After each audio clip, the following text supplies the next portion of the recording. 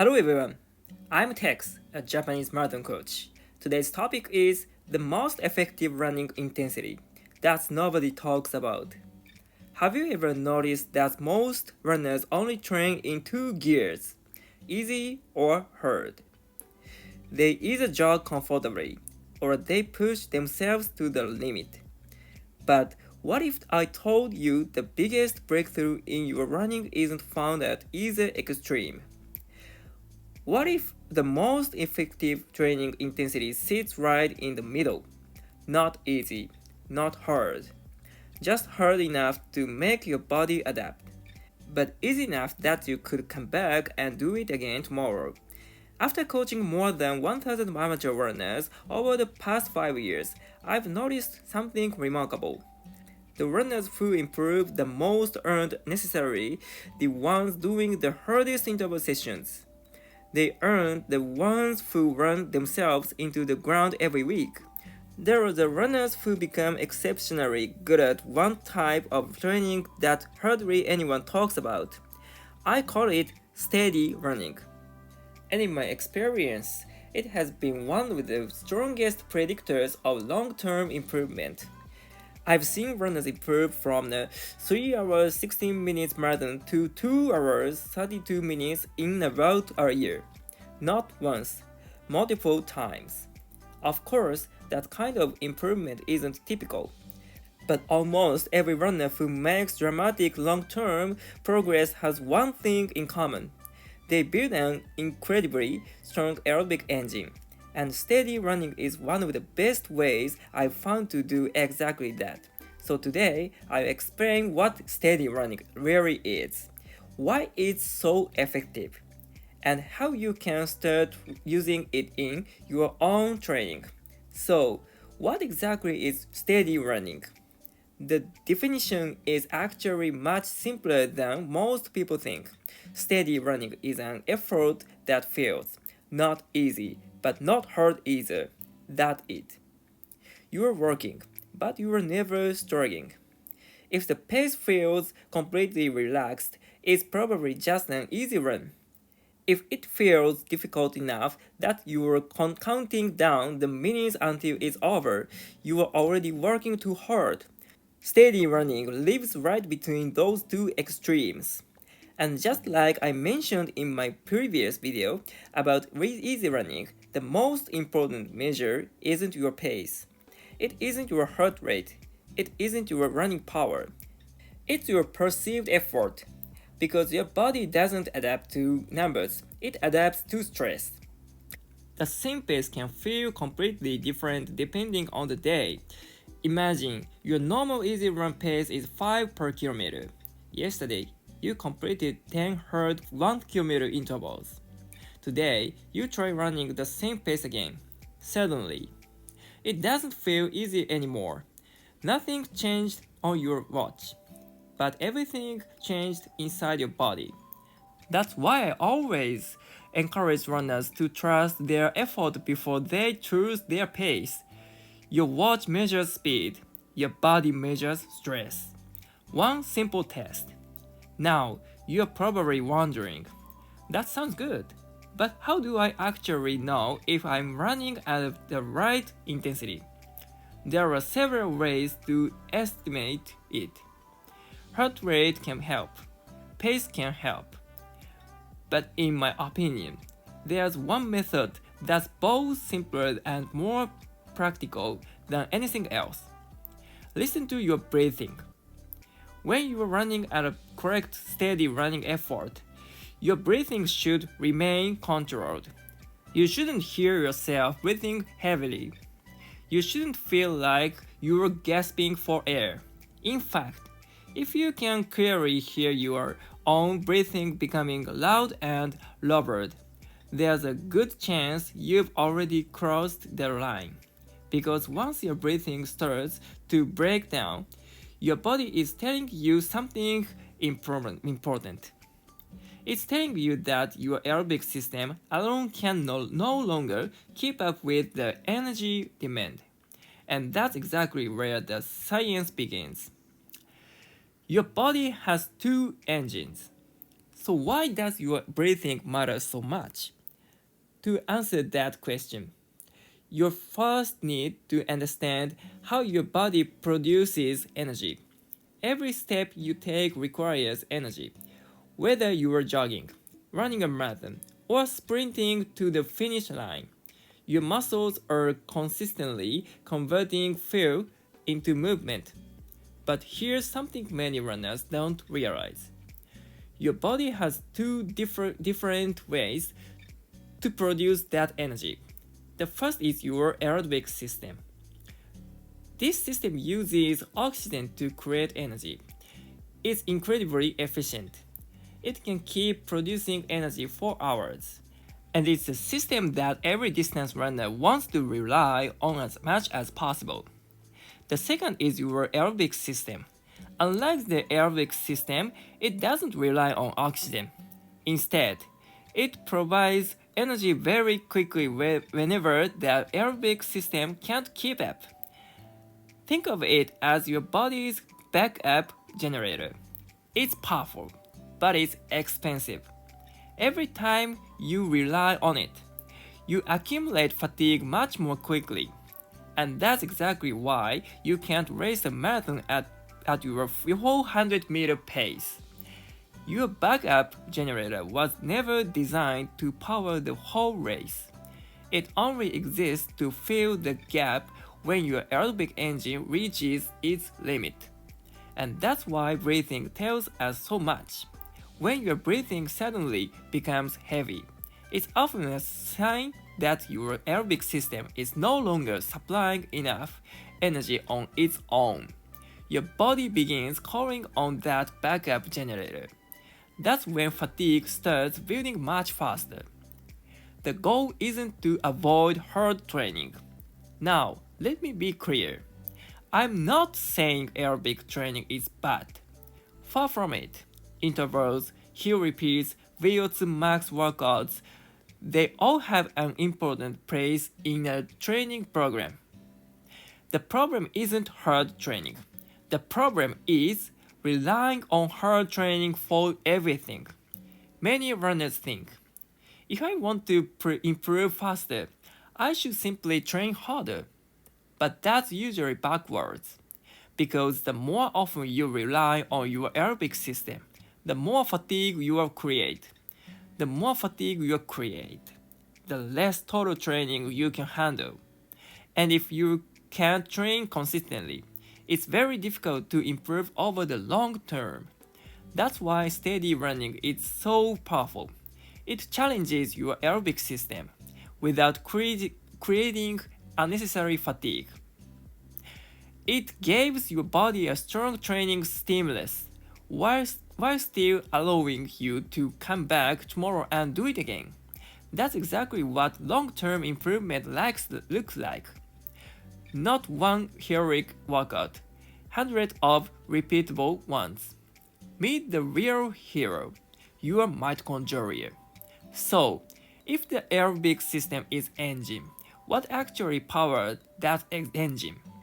The answer is something you've probably heard of before, mitochondria. Most runners know the word, but very few understand how important they really are. Think of mitochondria as tiny power plants inside your muscle cells. Every breath you take delivers oxygen to your lungs. Your blood carries that oxygen to your muscles, and then your mitochondria use that oxygen to produce energy. No mitochondria, no aerobic engine. It's really that simple.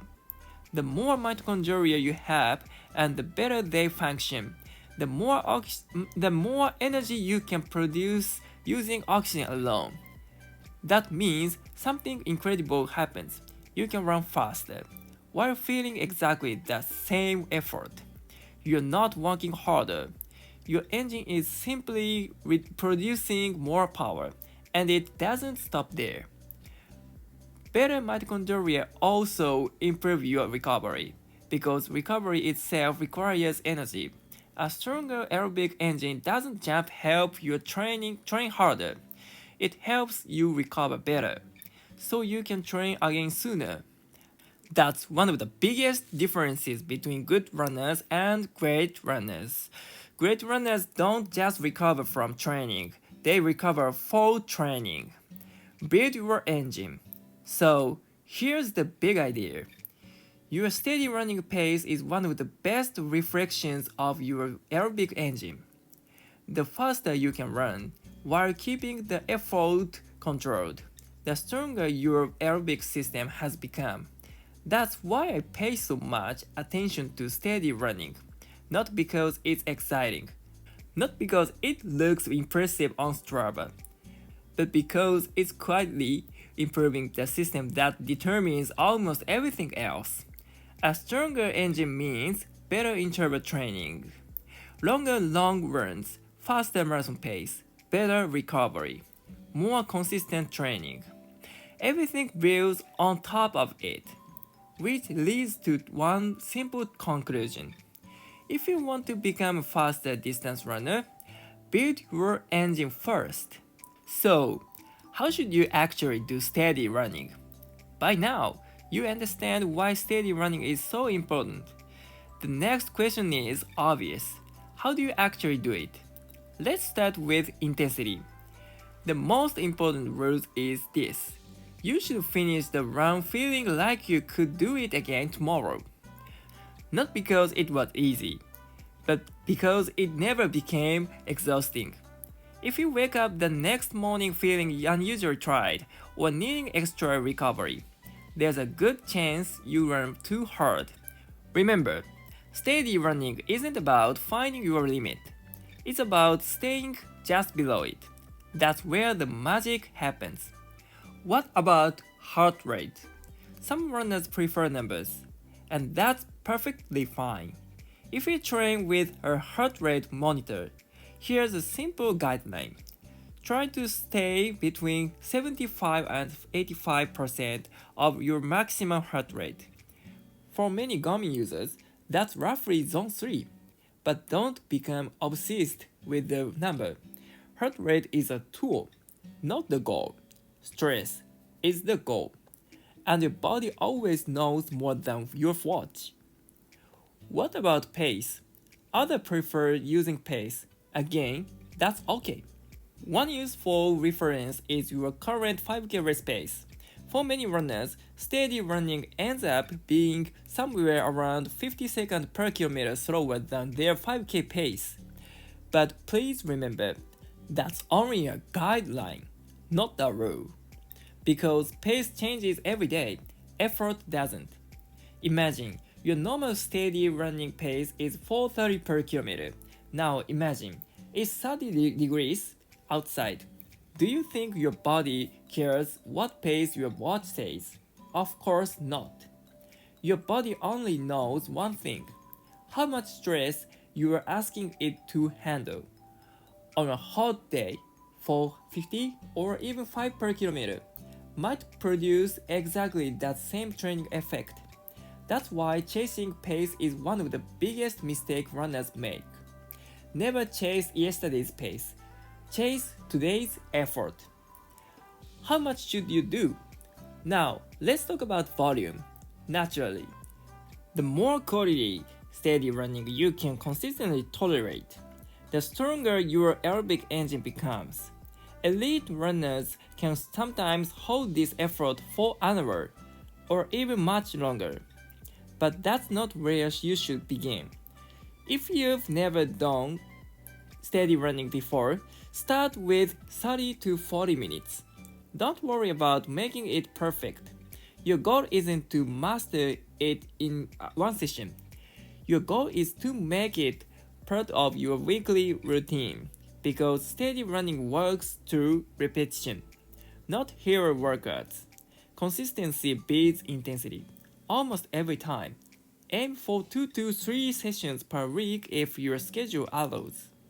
During a base building phase, you might gradually increase that to 4 or even 5 sessions. We'll talk much more about periodization in another video. But for now, focus on building the habit. How do you improve? Finally, One last question. How do you get better at steady running? The answer is probably less exciting than you hoped. You repeat it again and again and again. There is no shortcut. You don't suddenly wake up with a bigger aerobic engine. You build it, one steady run at a pace, week after week, month after month. That's exactly how elite runners improve. Not through one incredible workout, but through thousands of consistent ones. And here's something I've seen over and over again. The runners who are willing to spend months building their engine are usually the same runners who surprise everyone on race day. Because while everyone else is chasing fitness, they've been quietly building it. Final thoughts. Running is full of exciting workouts, intervals, hill repeats, race stimulations. Those sessions absolutely matter, but they only work as well as the engine underneath them. That's why I believe steady running deserves far more attention than it gets. Because when your aerobic engine grows, everything else improves with it. Your long runs become easier, your interval workouts become stronger, your recovery becomes faster, and ultimately, your racing becomes faster too. So, remember, easy running lets you train more. Steady running builds your engine. Hard running unlocks your speed. Don't rush this process. Build your engine first. Speed will follow. Thanks for watching. I'll see you in the next video. Lastly, if you want to get faster without injuries or overtraining, I recommend reading. The 3 factors you should know to get faster dramatically without any injuries and overtraining. It was written by professional runner and coach Ikegami Hideyuki, the top Japanese finisher at the Osaka Marathon, and also he's my boss. If you are serious about improving, check the link below, okay? Alright, that's it for today. Until next time, happy running. Bye bye.